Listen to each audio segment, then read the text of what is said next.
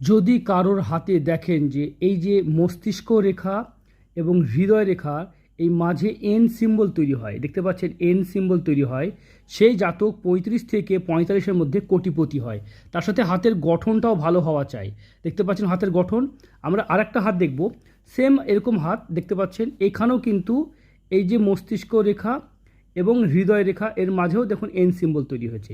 কিন্তু এই জাতক কোটিপতি হতে পারেননি। কারণ কি? কারণ হাতের গঠন ঠিক নেই।